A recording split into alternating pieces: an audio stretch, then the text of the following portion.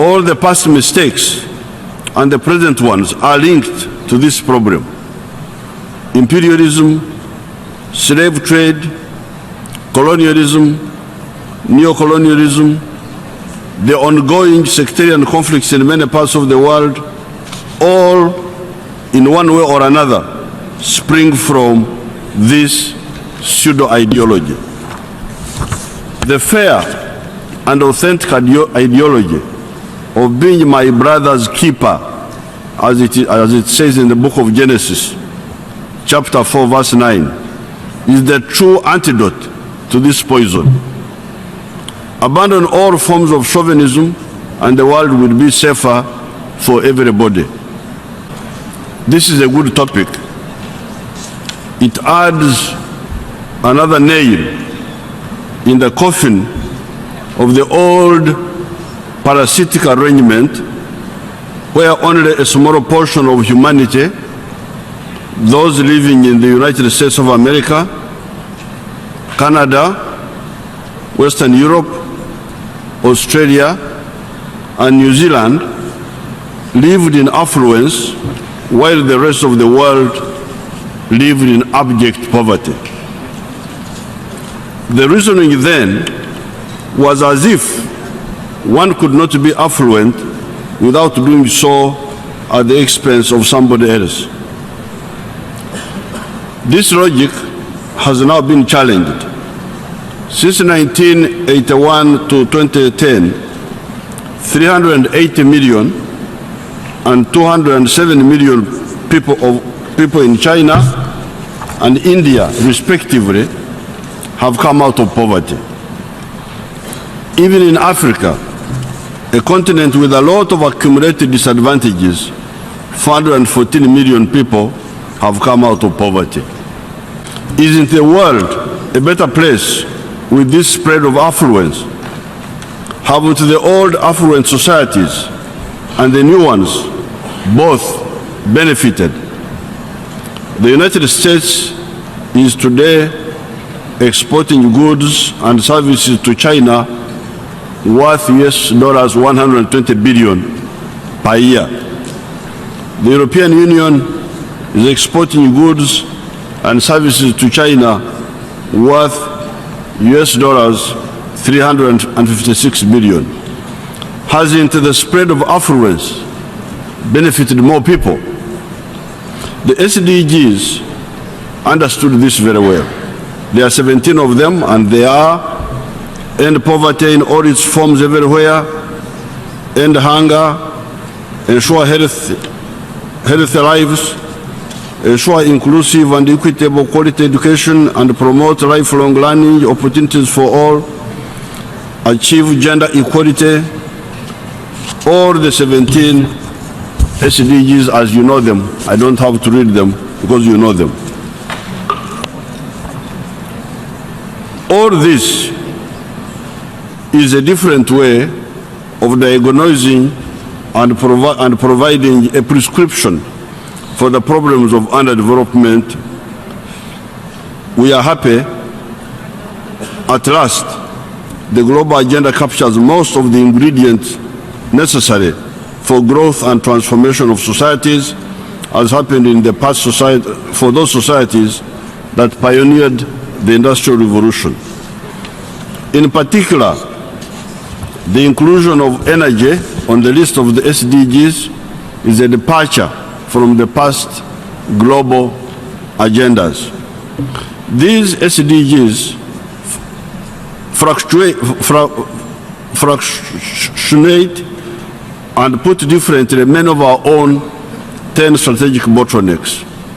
These are ideological disorientation, a weak state, especially the army, that needed restructuring, the suppression of the private sector, the underdevelopment of the human resource, i.e. lack of education and health, the underdevelopment of the infrastructure, i.e. the railways, the roads, electricity, the telephones, piped water, etc., a small internal market, lack of industrialization, the underdevelopment of the services sector, the underdevelopment of agriculture, and the attack on democracy.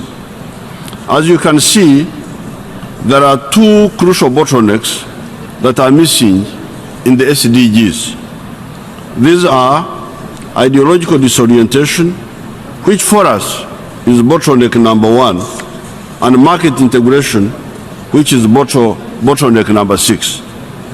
One can of course say that the idea of ideological disorientation is subsumed in SDG number 16, that of peace, justice, and strong institutions. Nevertheless, there is no harm in singling out and highlighting this problem of the pseudo-ideology that exploits identities of people, i.e. religion, tribe, race, gender, etc., and eclipses the interests of the people, such as balanced trade, to give an example. That equal relationship between the producer of a good and the producer of a service and the buyer of the same, both in ancient times and modern times, is the greatest stimulus to global prosperity. This, however, is many times eclipsed by the shallow promotion of chauvinism of religion, tribe, race, or gender, even when one's religion mates, tribe mates, race mates are doing nothing or little for one's prosperity. Yet the recent growth through trade by China, India, etc., in the interaction with the United States of America, with the European Union, with Africa, etc., shows the power of this stimulus. Let the global body, therefore, understand and blacklist this pseudo-ideology of sectarianism and chauvinism of groups. All the past mistakes and the present ones are linked to this problem.